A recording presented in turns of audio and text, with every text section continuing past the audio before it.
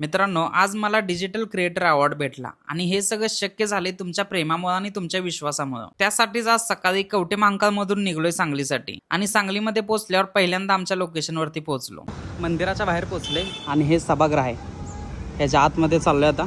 आतमध्ये पोहोचल्यावर असं वाटलं की कार्यक्रमाची सुरुवात झाली, आम्हाला लेट झाला असेल, पण तसं नाही. वेळेवरतीच पोहोचलेलो आणि तिथं वेगवेगळे क्रिएटर आले होते, त्यांच्यासोबत बोलणे चालू होती.